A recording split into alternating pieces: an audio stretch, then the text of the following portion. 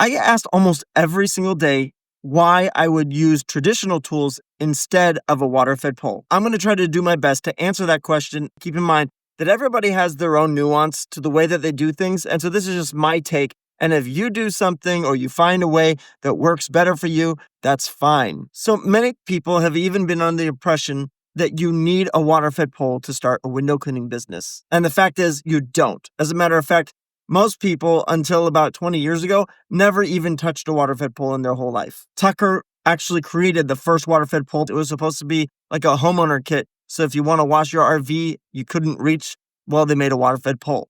Turned out it worked better for windows when you had deionized water hooked up to it.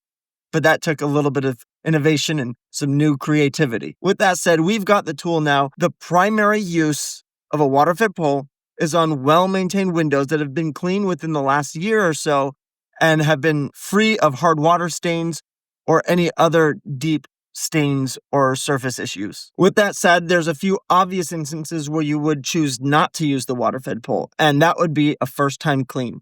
Now, maybe somebody else cleaned the windows about a year ago. That's not what I'm talking about. I'm talking about when the glass is extremely dirty and grimy. You could try to use a water-fed pole. You can put chemicals on the brush that would help break things down, and even soap itself. I've used a few different things, and you can clean windows with a water-fed pole in those situations, but it will take a lot longer, and so the value of a water-fed pole being faster is not going to be there. Most of the time, if we're cleaning new windows or a customer's windows, and that customer is new to us, we will anticipate that we'll be cleaning it with traditional tools. Now, I am in Texas, and in Texas, it gets hot. When it gets hot, a lot of the calcium deposits actually get baked into the glass, and so we deal with a lot of, maybe it wouldn't be considered necessarily a hard water stain, but that calcified substance and griminess just gets very difficult to get without steel wool. So we just use a lot of soapy water and steel wool and just dig into it. Sometimes, if it's really hot and the squeegee is having a hard time on the glass, then we'll soap it up and scrub it with steel wool first, and then use the water-fed pole to rinse it off. But even then, it's typically easier to use the squeegee as long as it's under 100 degrees and we're not in direct sunlight. Additionally, post-construction cleanup. If there's paint splatters or stucco or drywall or mortar, something like that on the glass, then typically we resort to traditional tools. You can put your traditional tools on the tip of a water-fed pole instead of feeding it with water. And that can get you through if you're in a tight spot and maybe you're afraid of ladders. We choose to use traditional tools because it's just more efficient and does a better job. As most guys will say, nose to glass is hard to beat. Now, those are probably the two most obvious situations where you wouldn't use a water-fed pole, but there's still some situations where I would opt for traditional tools. One of them would be when there are only first floor windows that can be reached without a step ladder. When you're new, using a squeegee might take a little bit of work, and so you might be able to learn to use a water-fed pole faster and might still choose a water-fed pole for a single-story home. But typically speaking, an experienced window cleaner or a veteran of the trade can actually clean windows pretty quickly without having to set up a water-fed pole. By the way, if you are using a water-fed pole, make sure that you set it up in your truck so that you just run a hose to your truck and then run the rest of the hose to the pole from your truck. So that way you don't have to take your whole set every time you get to a new location. Just leave it there and use a longer garden hose. But having said that, it's typically faster for a veteran to clean windows by hand, the traditional way, on a really easy to clean first floor home. Another gimme or obvious answer is you don't want to use a water-fed pole inside. Now, they do make with solutions that can be used inside, but it's just not really ideal for a day-to-day use. We always use traditional tools when we're working inside. Another situation where we skip the water-fed pole would be when there is a window over the entryway, especially if they have a really nice wooden door.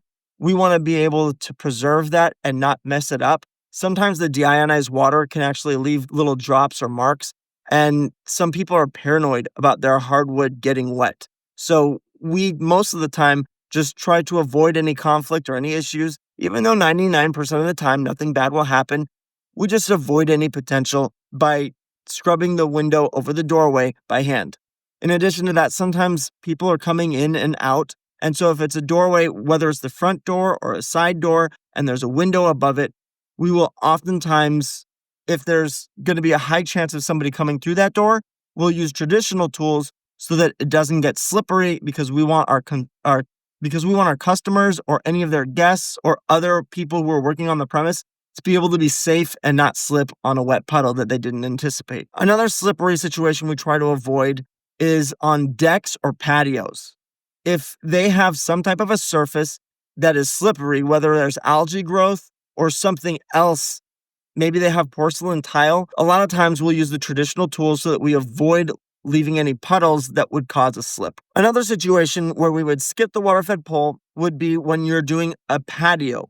Now, patios oftentimes are just open, but we also deal with a lot of high-end patios where they have really nice furniture inside, and it's almost like an extension of their living room. Oftentimes they have rugs, and that in particular is what we want to watch out for. Most rugs that would be on an outdoor patio are safe to get wet, but still I have heard customers get very frustrated with the rug on their back patio getting wet, and you never know if they have an event coming that night or something else that would aggravate them. So when we're cleaning windows on a patio where it looks like it could be a precarious situation, like a rug or really nice furniture, oftentimes we will still use traditional tools. Now, there's one final situation where we would skip the water-fed pole, and that is when you would have oxidized frames. When screen frames get oxidized, they bleed paint or the oxidation onto the glass, making it very difficult to properly clean with the water-fed pole. It's still possible, but you have to wait for the frames to dry entirely before you rinse the glass. And you got to make sure the glass doesn't dry 100% before you rinse it, because then you'll have to scrub it again. And then when you scrub it again, you get the picture. It gets complicated. So it's easier just to use trad tools.